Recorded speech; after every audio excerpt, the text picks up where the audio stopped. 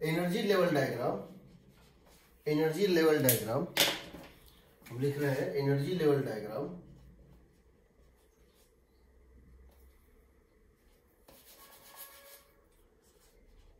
Energy level diagram with a vacancy in a particular cell। किसी particular cell में अगर vacancy create किया जाए तो एनर्जी लेवल डायग्राम कैसा होता है। हमने H वाले को इन्वर्ट कर दिया। हमने बोला था अगर K सेल में वैकेंसी है, अगर K सेल में वैकेंसी है, अगर L सेल में वैकेंसी है, अगर M सेल में वैकेंसी है, अगर N सेल में वैकेंसी है, लाइक दैट। और K सेल में वैकेंसी है तो सबसे ज्यादा सिस्टम की एनर्जी होती है। किसी एटम को अगर आयन बनाना है, किसी एटम को अगर आयन बनाना है, आयन सिंगल आयनाइज्ड आयन, और किसी एटम में एक इलेक्ट्रॉन को निकालना है, उससे एक आयन क्रिएट करना है, लेकिन हमारे पास फ्रीडम है, हम किसी भी ऑर्बिट में उस इलेक्ट्रॉन को निकाल सकते हैं, तो उस केस में सबसे ज्यादा एनर्जी होगा अगर हम इलेक्ट्रॉन निकालते हैं K सेल से, उससे कम होगा अगर निकालते हैं L सेल से। इसको बोलते हैं EK, EL, EM, EN। Energy the ion, the single ionised ion atom जिसमें से एक इलेक्ट्रॉन निकाला गया है, उसका अगर वैकेंसी K सेल में है तो EK होता है, EL होता है, EM होता है, सबसे ज्यादा EK होता है। तो यहां से यहां तक अगर एनर्जी का ट्रांजिशन हो रहा है, वैकेंसी अगर पहले K सेल में था इनिशियल, अब इसमें है L सेल में है, इसको बोलते हैं EK माइनस EL। इसको क्या बोलेंगे? K अल्फा एक्सरे, इसको बोलते थे K बीटा एक्सरे, इसको बोलते हैं K gamma X ray, alpha beta gamma, K gamma. Similarly अगर इनिशियल वैकेंसी L सेल में था, अगर इनिशियल वैकेंसी L सेल में था, उसके ऊपर का इलेक्ट्रॉन ट्रांजिट कर गया, यानी वैकेंसी L सेल से मूव करके कहां चला गया? M सेल में, इसको बोलते हैं L अल्फा, इसको बोलते हैं L बीटा, लाइक दैट। उसी तरह इसको अगर वैकेंसी M सेल में था और चला गया N में, तो उसको बोलते हैं N M अल्फा। तो इसका मतलब क्या हुआ? अगर वैकेंसी का ट्रांसफर इस तरह से हो रहा है,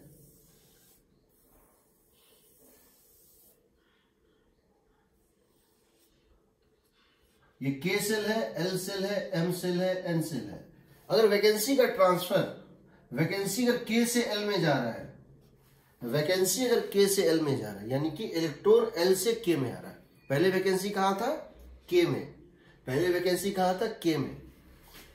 इस वैकेंसी को भरने के लिए एक इलेक्ट्रॉन यहां से जंप किया, भर दिया, तो वहां वैकेंसी क्रिएट हो गया। इसको बोलेंगे K अल्फा, इसको क्या बोलेंगे? K beta. अगर वैकेंसी यहां पर था और एक इलेक्ट्रॉन M सेल का इसको भर दिया, तो यहां वैकेंसी पहुंच गया, इसको बोलेंगे K बीटा।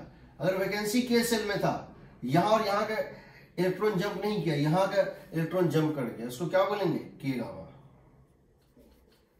सिमिलरली अगर वैकेंसी L में था और L से यहां पहुंच गया, तो बोलेंगे L अल्फा, और अगर वैकेंसी L से N में पहुंच गया, बोलेंगे L बीटा। ये इसका एनर्जी लेवल डायग्राम होता है, ठीक। ये इसका एनर्जी लेवल डायग्राम होता है, ठीक है। तो याद रखना, एनर्जी ऑफ ये जो K अल्फा होगा, एनर्जी ऑफ K अल्फा का मतलब है energy with a vacancy in K shell minus energy with a vacancy in L shell. Energy of K alpha का मतलब है energy of the system when vacancy is in K shell minus energy of the system when vacancy in L shell. इसको बोलते हैं K alpha. तो यानी कि इसकी जो एनर्जी होगी वो इसके वैकेंसी, इसके इस एनर्जी लेवल डायग्राम पे डिपेंड करेगी। So it depends on energy level diagram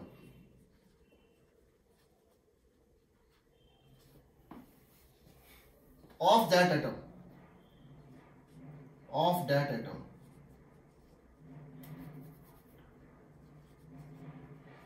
यानी हम ये कह सकते हैं एनर्जी लेवल डायग्राम दैट जो है एटम का मतलब है कि उसमें इलेक्ट्रॉन किस तरह से अरेंज किया हुआ है, एनर्जी लेवल डायग्राम क्या है, ठीक।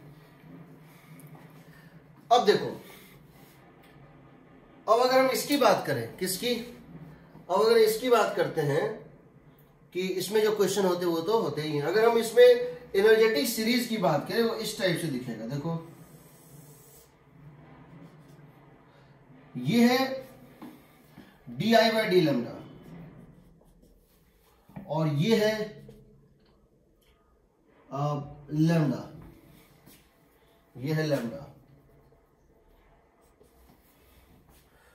अगर आप देखें तो अगर आपका यहां पर इस तरह से था, ऐसे करके ये ग्राफ बना, मान लेते हैं जो आपने वोल्टेज V दिया, जो एक्सेलरेटिंग वोल्टेज तुमने V दिया, तो ये ग्राफ कुछ इस टाइप से बना, जहां पर ये है ऐसे ऐसे ऐसे ऐसे कुछ इस टाइप से, पीक्स कुछ इस टाइप से बने हुए थे। ये जो वैल्यू है तुम जानते हो कितनी होती है, hc/e V0। V0 क्या था, एक्सेलरेटिंग वोल्टेज था, V0 क्या था, एक्सेलरेटिंग वोल्टेज था। हम कहते हैं अल्फा बीटा गामा में सबसे ज्यादा एनर्जेटिक सीरीज जो है, सबसे एनर्जेटिक सीरीज कौन सा होता है, ये होता है के सीरीज। के सीरीज सबसे एनर्जेटिक होता है, के सीरीज की एनर्जी सबसे ज्यादा होती है, इसलिए उसका लैम्डा सबसे कम होगा। तो ये जो ग्रुप दिख रहा है ये के ग्रुप होगा, उसके बाद ये कहीं एल ग्रुप होगा, फिर उस साइड कहीं एम ग्रुप होगा। सबसे ज्यादा एनर्जेटिक सीरीज के का होता है, इसलिए वो उसका लैम्डा सबसे कम होगा। इसमें भी, इस के में भी अगर तुम देखो, यहां एक और डाल दो, यहां एक और डाल दो, इस के ग्रुप में, विद इन द के ग्रुप, विद इन द के ग्रुप सबसे कम एनर्जी किसका होता है, अल्फा का, इसका सबसे लैम्डा होगा। ये विद इन दैट के ग्रुप अल्फा सबसे राइट में होगा। ये होगा के अल्फा, के बीटा, के गामा। इसमें L alpha, L beta, L gamma. तो तुमसे एक ऐसा क्वेश्चन पूछा जा सकता है कि तुमको कोई 3 या 4 पीक दे देगा, कोई भी 3 या 4 दे देगा, पूछेगा रिकॉग्नाइज करो, सब नहीं देगा, कुछ दे देगा। याद रखना के अल्फा के बीटा के राइट में ही होगा, के अल्फा के बीटा के राइट में ही होगा, के अल्फा के बीटा के लेफ्ट में नहीं हो सकता है। एल बीटा के अल्फा के राइट में ही होगा। तो अगर हम तुमसे एक क्वेश्चन से इस तरह से पूछ दें, इस तरह से कहें कि भाई ऐसा है, ये ऐसे है और ये ऐसे है, इसमें से एक एल अल्फा है, एक के अल्फा है और एक एल गामा है, बताओ इन तीनों में से कौन के है, अल्फा है, तो के अल्फा सबसे लेफ्ट वाला होगा। yes, अब इन दोनों में से, अल्फा और बीटा में से, अल्फा और बीटा में से, इसमें ये होगा एल अल्फा और ये होगा एल गामा, होगा ना। तो ये ट्रेंड नहीं बदलेगा। हम तुमसे सब कुछ नहीं पूछेंगे, सारा पीक नहीं देंगे, कुछ पीक दे देंगे, बट ये ट्रेंड नहीं बदलेगा। सबसे पहले एल गामा, लेफ्ट से जब राइट मूव करेंगे, L beta, sorry M gamma, K beta, K of that alpha, K alpha. उसके बाद शुरू होगा, जब के पूरा सीरीज खत्म हो जाएगा, जब के का नहीं, के का, हाँ के का जब पूरा सीरीज खत्म हो जाएगा, उसके बाद स्टार्ट होगा एल वाला। ठीक, इस तरह से जाएगा। तो ये ट्रेंड नहीं बदलता है। अब आते हैं न्यूमेरिकल पे। इससे न्यूमेरिकल क्या पूछा जाता है, ठीक। तो मोजले एक साइंटिस्ट थे, मोजले एक साइंटिस्ट थे, उन्होंने इस कैरेक्टरिस्टिक, अच्छा एक चीज बताओ, कैरेक्टरिस्टिक एक्सरे का, इसको अगर हम डबल कर दें, वोल्टेज को अगर हम डबल कर दें तो क्या होगा। वोल्टेज को हम डबल कर रहे हैं तो हमारा ग्राफ कुछ आ रहा है इस टाइप से। किस टाइप से, अगर हम वोल्टेज को डबल कर दें हमारा ग्राफ आ रहा है कुछ इस टाइप से। देखो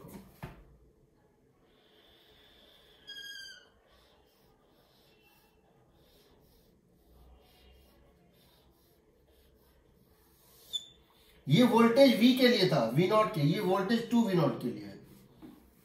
2V0 करोगे तो ये हो जाएगा hc/e टाइम्स ऑफ 2V0 होगा।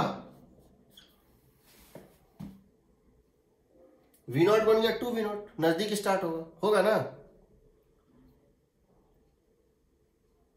एग्रीड। लेकिन ये वही पॉइंट पे आएगा, जो लैम्डा के अल्फा है ना, वो नहीं बदलेगा, वो नहीं बदलेगा। क्योंकि एक बार जब इलेक्ट्रॉन इसमें तुमने नॉकआउट कर दिया, इस इलेक्ट्रॉन को निकाल दिया, उसके बाद जो यहां से ट्रांजिशन हो रहा है उसमें जो एनर्जी रिलीज होगा वो वही है चाहे इसको निकालने में तुमने जितना एक्स्ट्रा दिया हो एनर्जी, उससे मतलब नहीं। जब ये निकल गया उसके बाद सब केस में वही चीज होगा। तो इस बात को समझो कि कॉन्टिन्यूअस एक्सरे डिपेंड करता है एक्सटर्नल वोल्टेज पे, कॉन्टिन्यूअस एक्सरे डिपेंड करता है एक्सटर्नल वोल्टेज पे, लेकिन कैरेक्टरिस्टिक एक्सरे का लैम्डा डिपेंड करता है इंटरनल इलेक्ट्रॉन के गैप पे, इंटरनल इलेक्ट्रॉनिक अरेंजमेंट पे। ये नहीं बदलेगा। ये पीक पहले जिस लैम्डा पे मिल रहा था उसी लैम्डा पे ये पीक अब भी मिलेगा, मिलेगा ना।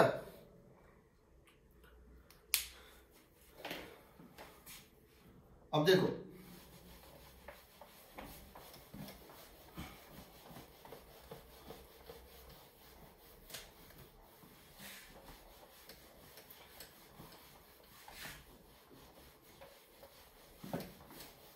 कुलिज ट्यूब में अगर हम फिलामेंट करंट को बढ़ाएंगे तो क्या होगा?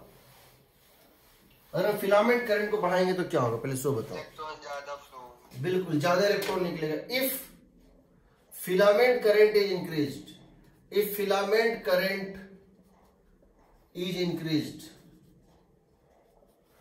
But accelerating voltage is same, but accelerating voltage is same, तो क्या होगा? ज्यादा इलेक्ट्रॉन निकलेगा, more electrons come out, more electrons come out, therefore more electrons collide. ज्यादा इलेक्ट्रॉन निकलेगा, ज्यादा इलेक्ट्रॉन जाके टारगेट मेटल से टकराएगा, therefore more photons emitted, more photons emitted.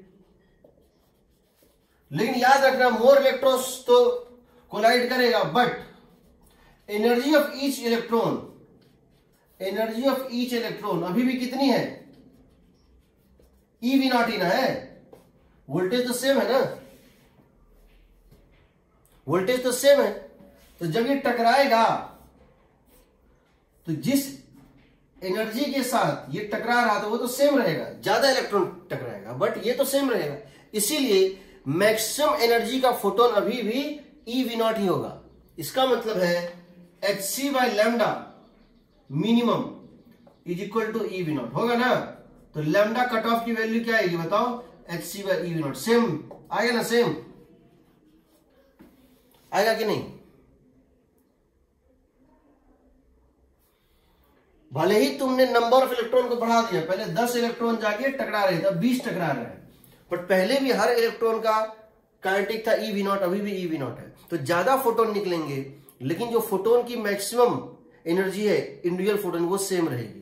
तो यहां पे क्या हो रहा है याद रखो, एन बढ़ रहा है, नंबर ऑफ फोटोन बढ़ रहा है, और H C by lambda same है, इंटेंसिटी बढ़ेगी। देखो इसमें ग्राफ इस टाइप से बनेगा, ऐसा एक ग्राफ हो गया, दूसरा ये ग्राफ हो गया, समझो।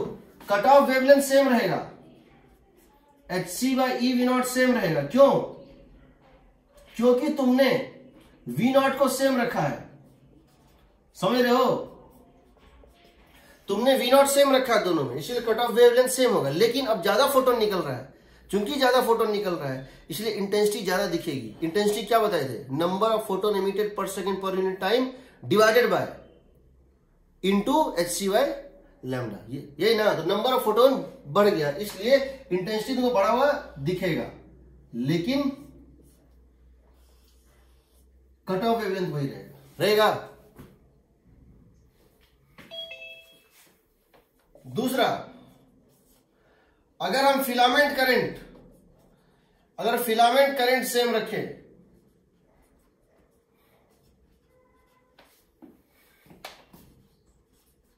But V naught is increased, और हम एक्सेलरेटिंग वोल्टेज को डबल कर दें, नंबर ऑफ फोटोन पहले भी 10 टकरा रहे थे, अब भी 10 है, बट अब ज्यादा एनर्जी से टकरा रहे हैं, तो क्या होगा बताओ? तो क्या होगा? तो H C by lambda mean जो कि ई वी नॉट होता है इंक्रीज कर जाएगा। इसको तुमने बढ़ा दिया तो लैम्डा मिनिमम क्या होगा? घट जाएगा ना। अब ज्यादा एनर्जी का फोटोन निकलेगा, इसीलिए अब पहले अगर ये था, पहले अगर ग्राफ ये था, जब ये V0 था, यहां पर हम कह रहे हैं ये IF है, फिलामेंट करंट को क्या बोल रहे हैं? IF, इसको क्या बोल रहे हैं? 2IF। ये फिलामेंट करंट था IF, ये था V0। हम फिलामेंट करंट को रखे हैं सेम, हम फिलामेंट करंट को रखे हैं सेम, लेकिन वोल्टेज को कर दिए हैं डबल मान लो। तो अब ये ग्राफ इस तरह से बनेगा। अगर हमने वोल्टेज को क्या कर दिया है? डबल कर दिया है, और फिलामेंट करंट को सेम रखा है। अभी भी इंटेंसिटी को बढ़ता दिख रहा है। पहली बात तो ये चेंज हो जाएगा, ये था HC/eV0 और ये हो जाएगा HC/2eV0। अब स्टॉकिंग पोटेंशियल चेंज हो जाएगा। यहां भी इंटेंसिटी बढ़ रहा है। क्यों बढ़ रहा है? क्योंकि इंटेंसिटी क्या होता है? Number of photon into energy of each photon. Number of photon emitted per second per metre square by into energy of each photon. तो पहले n बढ़ा था, ये सेम था, इसलिए बढ़ा था इंटेंसिटी। यहां देखो नंबर ऑफ फोटोन बढ़ा था, एनर्जी ऑफ फोटोन सेम था। अब क्या हुआ? n सेम है, अब यहां पर n सेम है, ये सेम है, बट ये एज ए होल बढ़ गया, इसलिए इंटेंसिटी बढ़ गया। समझ रहे हो ना?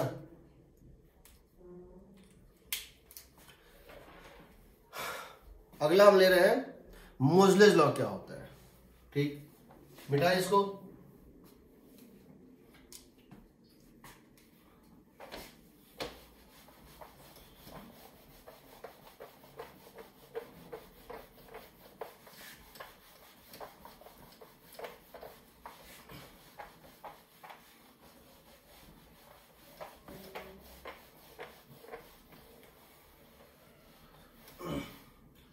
मोजले ने एक एक्सपेरिमेंट किया, उसको बोलते हैं मोजलेस एक्सपेरिमेंट।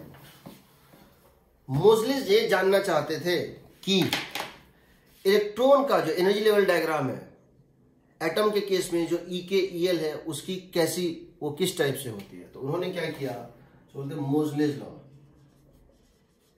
मोजलेस लॉ, इन्होंने टारगेट मेटल, कुलिज ट्यूब में टारगेट मेटल होता है, इसको वेरी किया। इन्होंने कुलिज ट्यूब में क्या किया कि इस टारगेट मेटल को वेरी किया। ये इसका एटॉमिक नंबर मान लो Z है, इसका एटॉमिक नंबर Z है, ये टारगेट मेटल है और टारगेट मेटल का एटॉमिक नंबर है Z। इन्होंने 1 by 1 इसको चेंज करना शुरू किया, gold, copper, silver, 1 by 1 30-40 series में इन्होंने मेटल डाले और सबके साथ कैरेक्टरिस्टिक एक्सरे निकाला। यानी इन्होंने क्या किया, एक पर्टिकुलर मेटल यहां दिया, इसको एक पर्टिकुलर EV0 से कोलाइड कराया और कोलाइड कराने के बाद ये ग्राफ इसका प्लॉट किया। उन्होंने इसका ये ग्राफ प्लॉट किया, प्रैक्टिकली प्लॉट किया, एक्सपेरिमेंटली इन्होंने इस ग्राफ को प्लॉट किया। प्लॉट करने के बाद इन्होंने देखा, जैसे मान लो मैं कहूं कि ये Z=30 के लिए है, फिर मैं Z=31 के लिए लूंगा यही ग्राफ, फिर Z=32 के लिए लूंगा, 33 के लिए लूंगा। मैं इसको एक मशीन के थ्रू ये इंटेंसिटी ग्राफ प्लॉट कर, सबका प्रिंट निकाल लेता हूं, सबका प्रिंट निकाल लेता हूं। तो मैं क्या देख रहा हूं, ये K अल्फा है, ये K बीटा है, L अल्फा है, L बीटा है। तो मैंने क्या देखा कि सबका मुझे लैम्डा निकल गया, lambda of K beta, lambda of K alpha, lambda of L beta, lambda of L alpha. सबका मुझे वेवलेंथ पता चल गया एक्सपेरिमेंटली।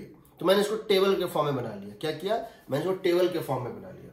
कैसे बनाया टेबल, मैंने टेबल बनाया, इसमें यहां पर लिया Z, यहां पर लिया एटॉमिक नंबर Z, जिसकी वैल्यू 30 थी, 31, 32 लेता चला गया, अप टू 50 मान लो ले लिया, 50, 60 जहां तक जाना है। मैंने इस ग्राफ से इसका लैम्डा निकाला और लैम्डा से मैंने इसका फ्रीक्वेंसी निकाला। मैंने निकाला इसका फ्रीक्वेंसी ऑफ K अल्फा। कैसे निकाला, C bye lambda of K alpha. और ये K अल्फा आपको कहां से मिल रहा था, एक्सपेरिमेंटली मिल रहा था। फिर मैंने निकाला frequency of K beta, C bye lambda of K beta. फिर मैंने निकाला frequency of L alpha, C bye lambda of L alpha. जब मैंने सारी फ्रीक्वेंसी निकाली और मैंने सारे फ्रीक्वेंसीज को यहां पे भर दिया, मैंने सारे फ्रीक्वेंसीज को यहां पे भर दिया, तो इनमें कोई रिलेशन बहुत अच्छा सा नहीं दिख रहा था, तो मैंने क्या किया, फिर इसकी रूट ली। अब मैंने ग्राफ प्लॉट किया। कैसा ग्राफ प्लॉट किया जरा देखो। Under root frequency versus Z. मैंने ग्राफ प्लॉट किया between under root of frequency of the characteristic X ray, under root of the frequency of the characteristic x ray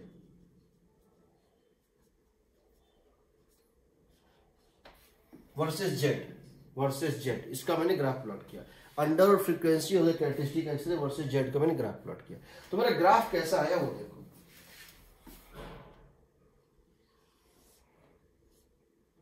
तो मेरा ग्राफ कैसा आया, ये ग्राफ आ रहा था स्ट्रेट लाइन। किसके लिए? के अल्फा के लिए। के अल्फा के लिए इस टाइप का एक स्ट्रेट लाइन आ रहा था, ठीक है।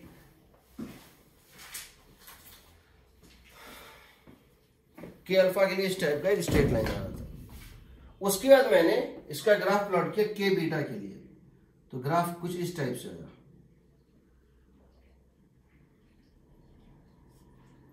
फिर मैंने के गामा के लिए किया तो ग्राफ कुछ इस टाइप से है।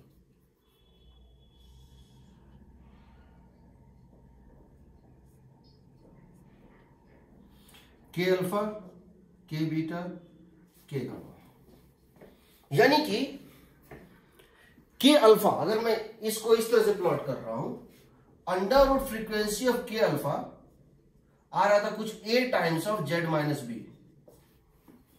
Under root frequency of K alpha is equal to A times of Z minus B. उसी तरह से under root of frequency of K beta is equal to A dash times of Z minus B. A dash times of Z minus B क्या निकल रहा था? A dash times of Z minus B, ठीक। उसी तरह से under root of frequency of K gamma, ये आ रहा था A double dash times of Z minus B. B सब में सेम है। ये जो बी दिख रहा है ना, ये के ग्रुप के लिए सेम है, बट के ग्रुप में अल्फा बीटा और गामा के लिए ए जो है अलग अलग है। समझो, बी इज सेम फॉर के group, but A is different for alpha, beta, gamma within the group. Similarly, अगर मैं इसको L के लिए ले रहा हूं, under frequency of L alpha, under frequency of L beta, तो इसमें B अलग आता है, लेकिन इन तीनों में सेम आएगा। एल अल्फा, एल बीटा और एल गामा के लिए बी सेम आएगा। और ये जो है ये आएगा ए डैश, ए डबल डैश। इसको मान लो, इसका नाम दे दो सी डैश। कहने का मतलब क्या है समझो, जो मैं बताना चाह रहा हूं। ये जो इक्वेशन दिख रहा है, जनरल इक्वेशन क्या है? जनरल इक्वेशन है under root frequency of any characteristic X ray, under root frequency of any characteristic X ray is equal to A times of Z minus B. Z क्या है? Atomic number. जेड क्या है? Atomic number. Under root frequency of any characteristic X ray is A times of Z minus B. अब यहां दो constant है ए और B. अब यहां दो कांस्टेंट है ए और बी। बी जो है वो एक पर्टिकुलर ग्रुप का प्रॉपर्टी होता है। बी जो है depends on group. Depends on group. Group का मतलब क्या है? के ग्रुप के लिए सेम आएगा।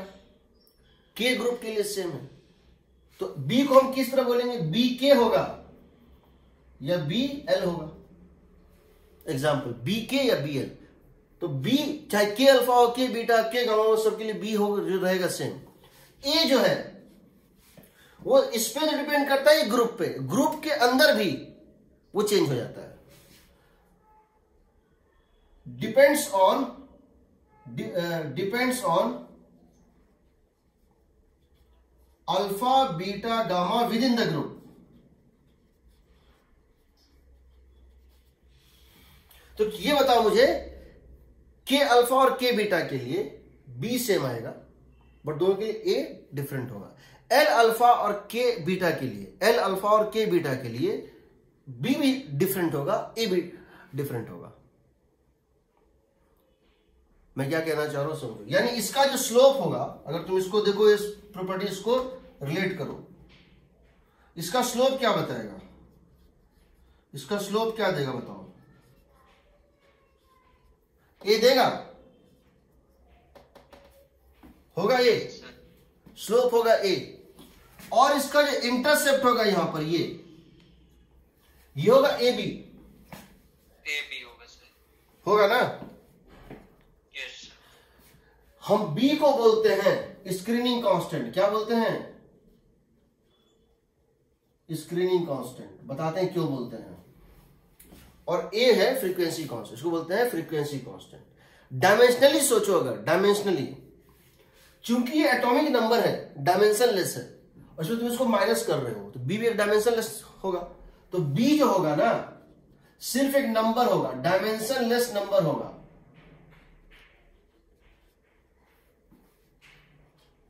बी में जैसे 1 2 3 4, इसका कोई यूनिट नहीं होगा, क्योंकि इसका कोई यूनिट नहीं है। दो चीजों को ऐड या सब्ट्रैक्ट तभी कर सकते हैं जब दोनों की डायमेंशन सेम हो। लेकिन ए का जो डायमेंशनल फॉर्मूला होगा वो हर्ज टू द पावर -1 होगा। ए और frequency, root frequency same dimension होगा, तो ए का डायमेंशनल फॉर्मूला क्या होगा बताओ, ये होगा under root frequency means T to the power -12 होगा ना। यस सर, क्योंकि ये होता है T to the power minus hertz, T to the power -1 1 by T होता है, तो उसके -12 होगा, ठीक है।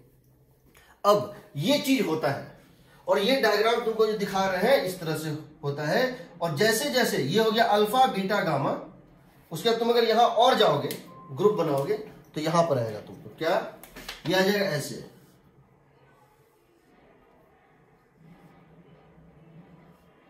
ये होगा अल्फा, ये होगा बीटा, ये होगा अल्फा, ये होगा एल बीटा, ये एल अल्फा और ये होगा एल बीटा, एल अल्फा और एल बीटा, ठीक है। जितना तुम के एल एम जाते जाएगा ये नीचे सोता जाएगा, लेकिन किसी भी ग्रुप में अल्फा पहले तब बीटा तब गामा, इस तरह से आता है। इसको बस ट्रेंड को याद रखना, ठीक है। अब न्यूमेरिकली हम ए और बी का वैल्यू सिर्फ एक ही केस में निकाल सकते हैं, सिंप्लिसिटी, अगर हम कॉम्प्लेक्सिटी में बात में, ए और बी का वैल्यू एक ही, वो है किसमें, के अल्फा के केस में। फ्रीक्वेंसी ऑफ के अल्फा ही हम निकाल सकते हैं exactly, precisely, without much error. Error के बिना हम इसका वैल्यू सिर्फ किस में निकाल सकते हैं, किस में निकाल सकते हैं, in the case of frequency of के। इसलिए सारे numerical frequency of K alpha पे ही बेस्ड होते हैं।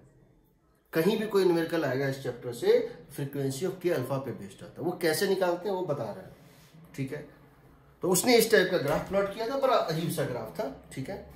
अगर तुमसे कभी फ्रीक्वेंसी और कैरेक्टरिस्टिक्स से और जेड के बीच में ग्राफ पूछता है, तो ग्राफ प्लॉट कर सकते हो। वैसे भी देखते हैं ग्राफ कैसे करेंगे, प्लॉट कर सकते हैं। एक बात को समझ लो, जितना ज्यादा जेड होगा, जितना ज्यादा सेम ट्रांजिशन के लिए एल अल्फा के अल्फा कोई भी मान लो हम मान लेते हैं के बीटा है। एक बार के बीटा हमने लिया जब गोल्ड दिया था, और एक बार के बीटा लिया, सेम चीज लिया है, के भी सेम है, ए और बी दोनों सेम, मतलब ग्रुप भी सेम है, के सीरीज है और के का सीरीज है, और उसमें भी के में भी के अल्फा ही है, ये के बीटा ही है। के बीटा अगर कंपेयर करना हो गोल्ड और जिंक का, के बीटा अगर कंपेयर करना हो गोल्ड और जिंक का, तो बताओ किसका एटॉमिक नंबर ज्यादा है, गोल्ड या जिंक का? किसका एटॉमिक नंबर ज्यादा है, गोल्ड का या जिंक का? जल्दी बताओ। हेलो, किसका एटॉमिक नंबर ज्यादा है, गोल्ड का या जिंक का?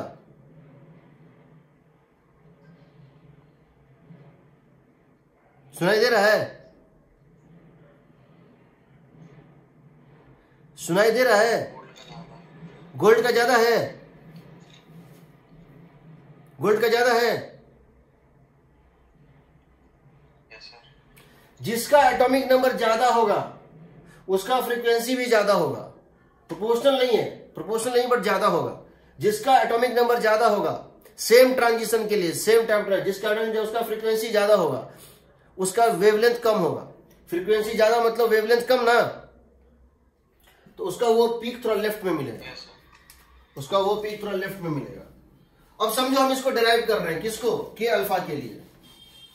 हम के अल्फा के लिए इसको डिराइव कर रहे हैं फॉर्मूला, जिसपे हमारी सारी न्यूमेरिकल्स बनेंगी, जिसपे हमारी सारी न्यूमेरिकल्स बनेंगी। उसके बाद हम कोई भी क्वेश्चन बना सकते हैं, उसके बाद हम लोग कोई भी क्वेश्चन बना सकते हैं कहीं से भी, ठीक है। सो देखिए,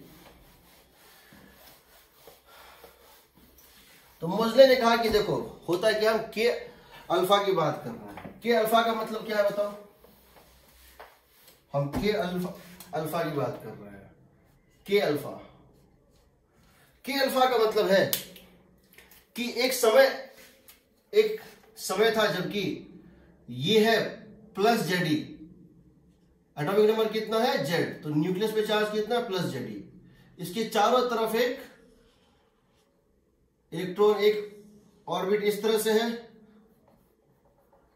दूसरा ऑर्बिट इस तरह से है, तीसरा ऑर्बिट मान लो इस तरह से है।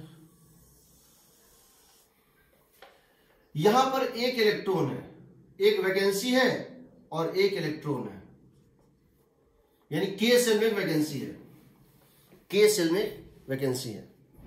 तुम जानते हो radius proportional to N square होता है, radius proportional to N square होता है बोर्स मॉडल में, यानी कि पहले रेडियस के कंपेयर में दूसरी रेडियस 4 गुना होती है, तीसरी 9 गुना होती है, बहुत ज्यादा फर्क होता है, ठीक है। तो ये बहुत दूर होता है, खैर जो भी है। तो ये जो इलेक्ट्रॉन एक घूम रहा है, ये एक इलेक्ट्रॉन क्लाउड जैसा बना रहा है, ये इलेक्ट्रॉन घूम रहा है इतना तेज, एक स्फीयर जैसा बना रहा है, एक क्लाउड बना रहा है, एक डिफ्यूज स्ट्रक्चर बना रहा है, इसको बोलेंगे इलेक्ट्रॉन क्लाउड, बोलेंगे ना। तो इस इलेक्ट्रॉन को क्या लगेगा? जिस इलेक्ट्रॉन को यहां से यहां ट्रांजिशन करना है, इसको क्या लगेगा? इसको लगेगा कि देखो हम जो है, इसको क्या लगेगा कि इफेक्टिवली न्यूक्लियर चार्ज कितना है, क्योंकि इसके ऊपर 2 फोर्स होगा। एक इस न्यूक्लियस का अट्रैक्शन होगा इस इलेक्ट्रॉन के ऊपर, एल सेल के इलेक्ट्रॉन के ऊपर ये न्यूक्लियस अट्रैक्टिव फोर्स लगाएगा, साथ में ये जो इलेक्ट्रॉन एक है ये रिपल्सिव फोर्स लगाएगा ना।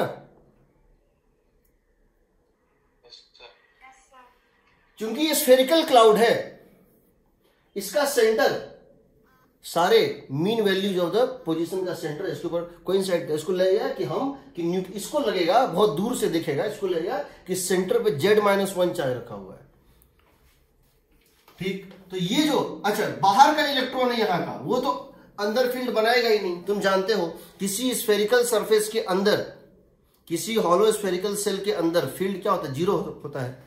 ये अपने बाहर का फील्ड बनाएगा, अंदर फील्ड नहीं बनाएगा ना। या तुम चाहो तो एक काम कर सकते हो, गॉस लॉ लगा दो, गॉस लॉ लगा दो। कैसे? यहां पर एक गॉसियन सरफेस बनाओ, यहां एक गॉसियन सरफेस बनाओ इस तरह से, इसके जस्ट अंदर अंदर करके गॉसियन सरफेस बनाओ। हम क्या कह सकते हैं कि इस गॉसियन सरफेस पे बाय सिमेट्री अगर फील्ड होना है तो हर जगह फील्ड का मैग्नीट्यूड सेम होगा, क्योंकि हर डायरेक्शन सिमेट्रिकल है। यहां फील्ड ई तो हर पॉइंट पे फील्ड ई, यहां डायरेक्शन एक ही पॉसिबल है, रेडियल। अगर हम यहां पे इसके बाद अगर हम इस गॉसियन सरफेस पे अगर हम गॉस लॉ लगा दें तो जो चार्ज इसके बाहर है, जो चार्ज इसके बाहर है वो इसमें लेंगे ही नहीं, और जो चार्ज इसके भीतर है वो कितना है? Z-1 इंटू ई लेंगे ना। अगर यहां पर मान लेते हैं कि फील्ड कितनी है? ई है, हम मान लेते हैं यहां पर फील्ड ई है, तो हर पॉइंट पे फील्ड ई होगी, तो क्या लिख देंगे? E into cos 0 degree into 4 pi R square, सही है। E into cos 0 degree into 4 pi R square is equal to Q inside. Q inside क्या है? Z-1 इंटू ई है। बताओ, ये Z और ये माइनस ई, तो नेट चार्ज इस सरफेस के अंदर जो वो कितना है? Z प्लस ZE और माइनस ई बाय एप्सिलॉन नॉट। यहां से E is equal to 1/4 pi epsilon naught Z-1 into R square. यानी इसको अब इस फील्ड में ये इलेक्ट्रॉन चल रहा है, ये जो इलेक्ट्रॉन है वो इस फील्ड के कारण इसको सेंट्रीपिटल फोर्स मिल रहा है। इस इलेक्ट्रॉन को इस फील्ड के कारण सेंट्रीफ्यूगल फोर्स मिल रहा है, यानी कि दिस इलेक्ट्रॉन बिहेव्स। तो जब तुम यहां सेंट्रल फोर्स का इक्वेशन लिखोगे तो इस माइनस सी को इससे मल्टीप्लाई करोगे तो तुम्हारा जो इक्वेशन आएगा उसमें क्या आएगा कि इफेक्टिव न्यूक्लियर चार्ज होगा Z माइनस सी। अब तुम जानते हो according to your Bohr's model 1/λ होता था Rydberg constant into Z square into 1/NF square minus 1/NI square. सही है। और Z की जगह तुम डाल दो Z माइनस 1। क्यों डाल दो? क्योंकि इफेक्टिव न्यूक्लियर चार्ज कितना है? Z माइनस 1 है।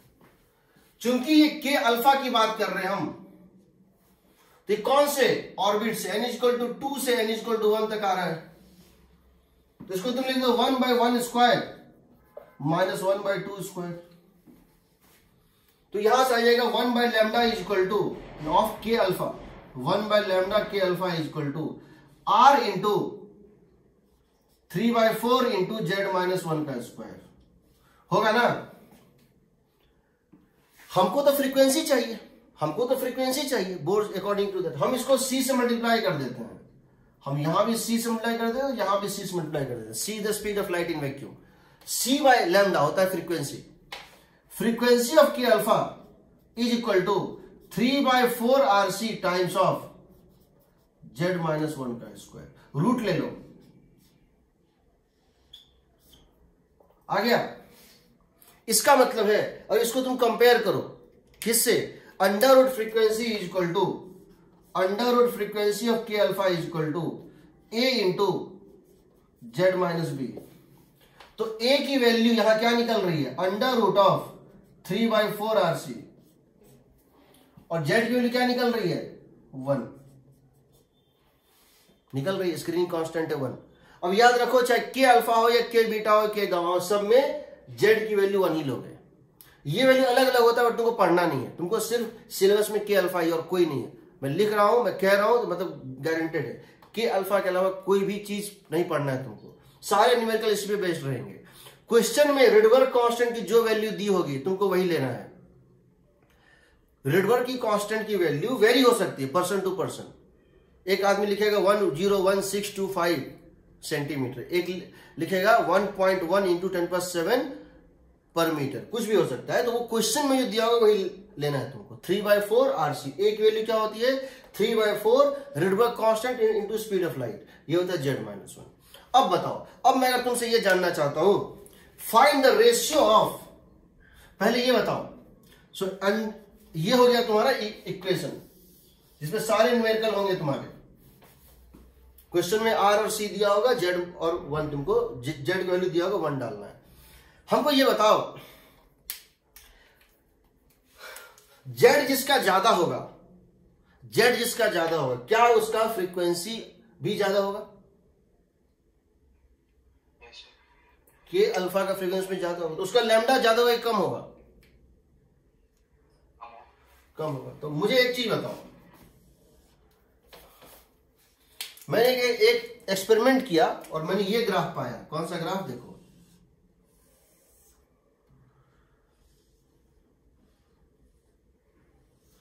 ये ग्राफ,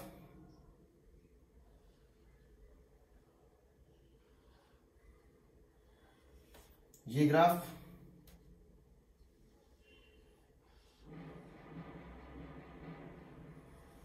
ये ग्राफ,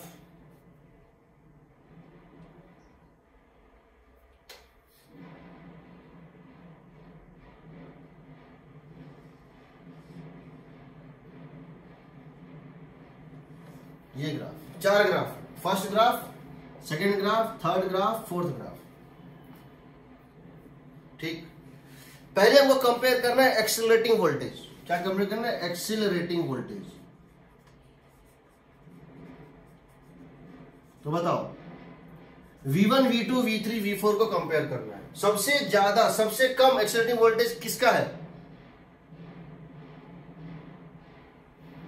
सबसे कम एक्सेलरेटिंग वोल्टेज किसका है बताओ? ये सबसे बड़ा है ना, HC/E V0 सबसे बड़ा है। ये होता है HC/E V0। ये होता है HC by e we not, ये सबसे बड़ा है, इसका एक्सटर्नल वोल्टेज सबसे कम होगा उससे बड़ा इसका होगा, तो ये छोटा है HC by E times of V naught. HC constant, E constant, denominator में है वी नॉट इन डिनोमिनेटर, उससे कम होगा इसका और इसके इक्वल होगा इसका, होगा। चलो अब ये के अल्फा है, ये के अल्फा है, तो यानी इन चारों एक्सपेरिमेंट में आपने जो एक्सीलरेटिंग वोल्टेज दिया था वो आप निकाल सकते हैं इस दूरी से, ये दूरी जितना कम एक्सीलरेटिंग वोल्टेज उतना ज्यादा। अब चले आओ लैम्डा को लेकर, ये बताओ लैम्डा क्या हम कह सकते हैं इन दोनों का लैम्डा बराबर है, यहां लैम्डा ऑफ के अल्फा दोनों का बराबर है, ग्राफ कौन सा 1 और 2 में, lambda 1 is equal to lambda 2 है ना, बताओ पीक जहां मिल रहा है वो सेम पॉइंट पे है ना, lambda 1 is equal to lambda 2, lambda of K alpha in first case is lambda of K alpha in second case, इससे छोटा है lambda of K alpha in third case, सही है ना, और सबसे छोटा है ये देखो लैम्डा इन फोर्थ केस, सही है। लैम्डा इन दोनों का बराबर है, इन दोनों ग्राफ में 1 और 2 ग्राफ में लैम्डा बराबर आ रहा है, इसमें उससे कम, इसमें सबसे कम। फ्रीक्वेंसी इसका उल्टा हो जाएगा, frequency of 1 is equal to frequency of 2 that is greater than that, ये हो जाएगा ज्यादा, फ्रीक्वेंसी में उल्टा हो जाएगा, frequency of 3 is greater than frequency of 4, agreed. अब तुम जानते हो फ्रीक्वेंसी क्या होता है, 3/4 RC इंटू Z-1, चूंकि सब के अल्फा ही है, ये सबका सेम है, ये 1 सबका सेम है, इसका मतलब जितनी ज्यादा फ्रीक्वेंसी उतना ज्यादा एटॉमिक नंबर, जितना ज्यादा फ्रीक्वेंसी उतना ज्यादा एटॉमिक नंबर। इसका मतलब क्या लिख सकते हो, Z4 जो टारगेट मेटल फोर्थ एक्सपेरिमेंट में यूज किया गया है वो सबसे बड़ा एटॉमिक नंबर का है, जो टारगेट मेटल फोर्थ एक्सपेरिमेंट में यूज किया गया है उसका सबसे ज्यादा एटॉमिक नंबर है, क्योंकि सबसे ज्यादा एटॉमिक नंबर या सबसे कम लैम्डा, सबसे ज्यादा फ्रीक्वेंसी, सबसे ज्यादा फ्रीक्वेंसी तो सबसे ज्यादा जेड, उसके बाद Z3, उसके बाद Z3, इससे कम ये है, और ये दोनों का बराबर होगा, Z1 इक्वल टू Z होगा। तो तुम दो चीज कंपेयर करते हो, समझ लो, एक एक्सटर्नल और एक इंटरनल। एक्सटर्नल क्या है, वोल्टेज, अप्लाइड वोल्टेज, उसके कंपेरिजन का तरीका समझ लो। ये जो दूरी है यहां से, जहां से ग्राफ स्टार्ट हो रहा है, ये होता है HC by e we not, इसमें एक ही वेरिएबल है वी नॉट, जितना दूर स्टार्ट होगा वोल्टेज उतना कम, जितना पास में ये ग्राफ स्टार्ट होगा उतना वोल्टेज ज्यादा। पहली बात, एक्सीलरेटिंग वोल्टेज जानने के लिए बाकी किसी से कोई मतलब नहीं, स्टार्टिंग पॉइंट देखना और कुछ नहीं। दूसरा, अगर आपको एटॉमिक नंबर जानना है, सबसे राइट में जो अल्फा बनेगा, सबसे राइट में जो के अल्फा बनेगा, जिसका याद रखना, जिसका जेड सबसे ज्यादा, उसका फ्रीक्वेंसी सबसे ज्यादा, उसका लैम्डा सबसे कम, एग्रीड।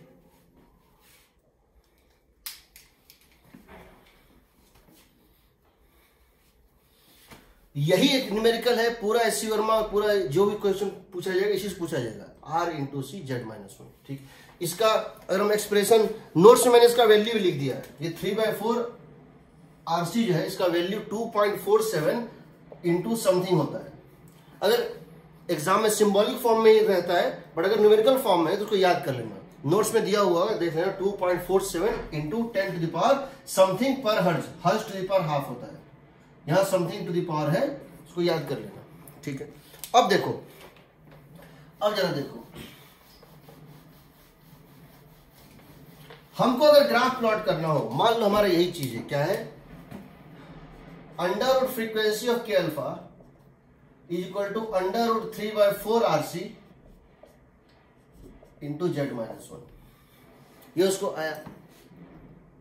मोजले ने क्या किया कि जो टारगेट मेटल लिया था ना, उसमें आइसोटोप लिया। क्या लिया? आइसोटोप लिया। मोजले ने क्या किया, टारगेट मेटल में मेटल तो लिया ही, बाद में एक आइसोटोप भी लिया। यानी मान लो कोई जिंक है, एटॉमिक नंबर क्या होता है जी जिंक का? 21। 30 होता है ना। जिंक का एटॉमिक नंबर कितना होता है?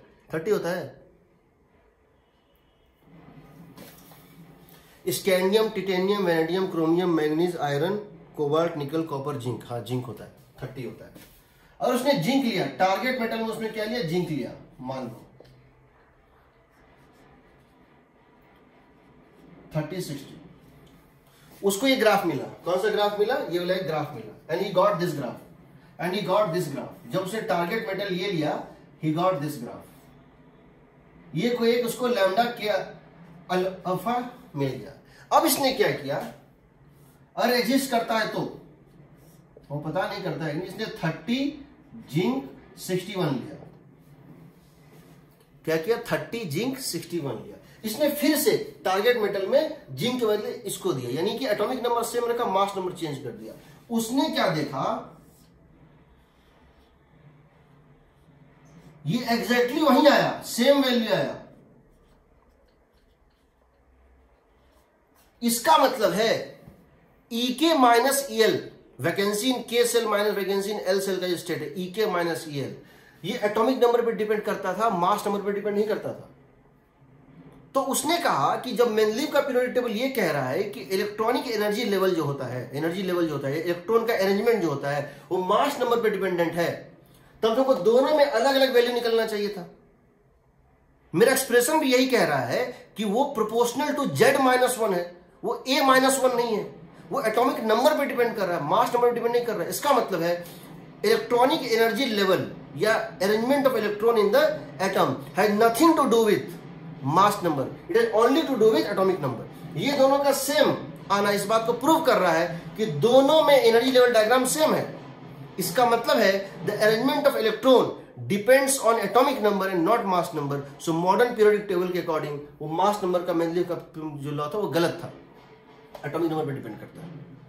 नहीं तो अलग अलग आता, नहीं तो अलग अलग आता। अगर अलग अलग आता तो मास नंबर पे डिपेंड करता है। ठीक है, फॉर्मूला वाइज भी देखो तो Z-1 है, उसमें कहीं भी नंबर न्यूट्रॉन से कोई मतलब नहीं। ठीक, दूसरी बात, ये एक चीज हो गया।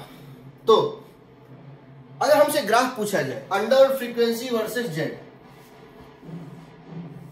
और हमसे ग्राफ पूछा गया है under root of frequency of K alpha versus Z, तो ग्राफ इस तरह से बनेगा जी, बनेगा अंडर फ्रीक्वेंसी और जेड बनेगा ग्राफ, अंडर फ्रीक्वेंसी यहां और जेड यहां, y is equal to mx plus c। ये पॉइंट कितना होगा, ये पॉइंट कितना होगा बताओ, 1 होगा। ये पॉइंट कितना होगा बताओ, 3/4 RC। नहीं, इसका स्लोप कितना होगा, इसका स्लोप कितना होगा सो बताओ, 3/4 RC रूट। सही है, करेक्ट है ग्राफ। और ये इंटरसेप्ट क्या होगा, जब फ्रीक्वेंसी 0 डालोगे तब भी 1 ही आएगा ना, नहीं, y is equal to mx plus c। ठीक है, जब तुम ये इंटरसेप्ट क्या होगा इसका, फ्रीक्वेंसी z को कर दो 0, z को 0, हाँ, under root 3/4 RC minus under root 3/4 RC। सही है जी। देखो, जब हम फ्रीक्वेंसी को देंगे 0, यहां फ्रीक्वेंसी है 0, तो z कितना आ रहा है 1, और जब फ्रीक्वेंसी को देंगे, जब z को देंगे 0, तो फ्रीक्वेंसी आएगा -3/4 RC। तो यहां तक तो ग्राफ जाएगा नहीं, बट ये इंटरसेप्ट बनेगा। ग्राफ तो यहां से है, फ्रीक्वेंसी नेगेटिव पॉसिबल नहीं है। ये ग्राफ है, स्लोप होता है 3/4 RC। ठीक है, दूसरा, अगर हम इसको इस तरह से, अगर हम तुमसे पूछना चाहें और तुमसे ये पूछना चाहें, find the graph between frequency and Z, find the graph between frequency and Z, frequency और जेड के बीच में ग्राफ क्या होगा, जल्दी बताओ कैसा ग्राफ होगा। ये तो रूट है ना, ये तो रूट ऑफ फ्रीक्वेंसी है, रूट ऑफ फ्रीक्वेंसी जेड में स्ट्रेट लाइन होता है। अगर हम जानना चाहते हैं graph between frequency and z, root नहीं, frequency of K alpha and z, तो ग्राफ कैसा होगा? इक्वेशन क्या बनेगा बताओ? Frequency of K alpha would become equal to 3/4 RC times of Z minus 1 का स्क्वायर, सही ना? फ्रीक्वेंसी के 3/4, हाँ। अगर यहां जेड स्क्वायर होता तो ग्राफ इस तरह से बनता मेरे ख्याल से। तो अगर होता frequency is equal to something into z square, तो ग्राफ ये बनता। अब ये जेड माइनस 1 का स्क्वायर है, तो ये ग्राफ शिफ्ट कर जाएगा कहां पे? जेड इक्वल टू 1 पे करेगा ना। अगर ये जेड नहीं होता, अगर ये जेड माइनस 1 की जगह जेड होता, तो जेड का स्क्वायर ग्राफ इस तरह से बनता। अब ये जेड माइनस 1 है, यानी जेड इक्वल टू 1 पे इसका ओरिजिन शिफ्ट हो जाएगा, होगा ना? पैराबोला बनेगा लेकिन ओरिजिन यहां पर होगा। Agreed?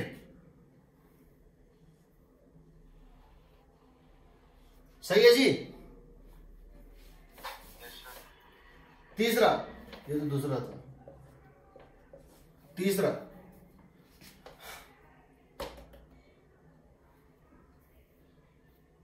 Lambda of K alpha, lambda of K alpha versus Z का ग्राफ, ये कैसा होगा? तो इसको हम लिख सकते हैं क्या? सी बाय लैम्डा, यही ना? इसको हम क्या लिख सकते हैं बताओ? इसको हम लिख सकते हैं सी by lambda of K alpha. तो यहां से आपको क्या मिलेगा बताओ? यहां से मिलेगा lambda of K alpha into Z minus 1 का होल स्क्वायर इज कांस्टेंट, मिलेगा। यहां से मिलेगा lambda of K alpha into Z minus 1 का whole square is a constant, C से सी कट जाएगा, ठीक है? तो इसका ग्राफ कैसा होगा बताओ? अगर यहां जेड होता तो ग्राफ ऐसा बनता। क्यों बनता? Lambda into z square is constant, मतलब क्या है? Lambda into z square is constant. When lambda tends to 0, z tends to infinity, and when z tends to 0, lambda tends to infinity. Agreed? ये graph बनता। लेकिन तो देखो, एक 0 दूसरा इंफिनिटी, क्योंकि इन दोनों का product constant, this into this square. लेकिन यहां तो z माइनस 1 है, तो इसको शिफ्ट करना होगा z इक्वल टू 1 पे। ये ग्राफ यहां पहुंच जाएगा। यहां एक लाइन बनाओ, कौन सा लाइन? z इक्वल टू 1 पे एक लाइन बनाओ, और इसके अबाउट एक एसिम्प्टोटिक ग्राफ इस तरह से बना दो। दिस इज द ग्राफ, होगा? वो बोलो। ये सब ग्राफ पूछेगा तो मत कहना कि क्यों पूछा, ठीक? हमने सब कुछ कर लिया है। अब एक दो पॉइंट और बता देते हैं। पहला पॉइंट, ये सब हो ही गया है, न्यूमेरिकल सब कर ही लोगे, कोई दिक्कत ही नहीं है। हार्ड एक्सरे क्या होता है, सॉफ्ट एक्सरे क्या होता है, ठीक है? What is the meaning of hard x-ray and soft x-ray? Hard का मतलब होता है जिसकी एनर्जी ज्यादा हो, एक होता है हार्ड एक्सरे। हार्ड एक्सरे, इनकी एनर्जी ज्यादा होती है, एनर्जी मोर, यानी इसमें क्या होता है, एक्सिलरेटिंग वोल्टेज ज्यादा लेते हैं। अगर एक्सिलरेटिंग वोल्टेज ज्यादा लेते हैं उसको बोलते हैं हार्ड एक्सरे। वही अगर हम एक्सिलरेटिंग वोल्टेज कम जो है लेंगे तो उसकी एनर्जी को उसको बोलेंगे सॉफ्ट एक्सरे। दूसरा इसका होता है soft x-ray, hard x-ray and soft x-ray, ठीक? ये हो गया, ठीक है? ये हो गया। अच्छा, दूसरा इसमें, हालांकि सिलेबस में नहीं है फिर भी बता देते हैं कि जब भी आप इसको ऐसे करते हैं इस तरह से, और ये आपका कंटिन्यूअस एक्सरे है, ये आपका कंटिन्यूअस एक्सरे है, इसमें जो एक्सरे के कोरस्पॉन्डिंग, जिस लैम्डा कोरस्पॉन्डिंग पीक मिलता है, इसको क्या बोलेंगे, लैम्डा ऑफ द पीक। ये डी.आई. बाई डी लैम्डा, इस लैम्डा के लिए पीक मिलता है। क्या मिलता है? पीक मिलता है, मैक्सिमा मिलता है। इस लैम्डा के कोरस्पॉन्डिंग क्या मिलता है, इसको बोलते हैं लैम्डा मोस्ट प्रोबेबल। क्या बोलते हैं? Most probable lambda. ये सबसे डोमिनेंट कलर होता है, सबसे डोमिनेंट वेवलेंथ यही होता है। उस पूरे ग्रुप में सबसे ज्यादा अमाउंट में यही वेवलेंथ होता है। तो हम इसको लिख सकते हैं lambda most probable into under root of accelerating voltage, ये हो गया HC by e we naught. Accelerating voltage is a constant. इसका मतलब क्या है?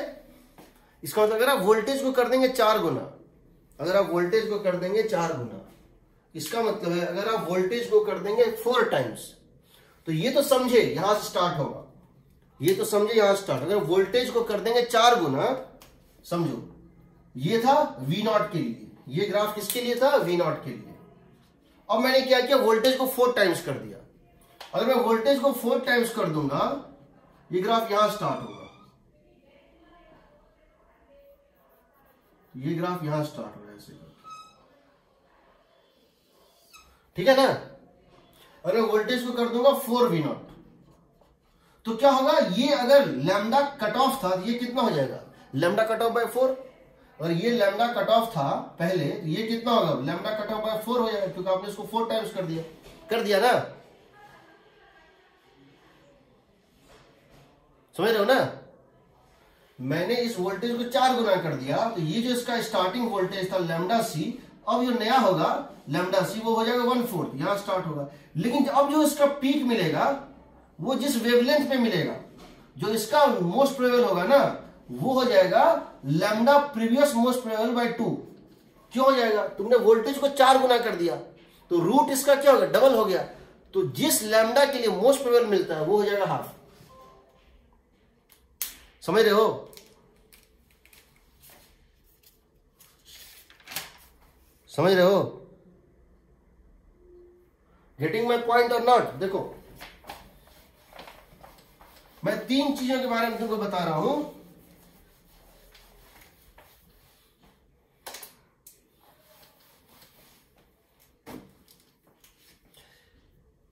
इसमें 3 प्रॉपर्टी इंपॉर्टेंट है, समझ लो।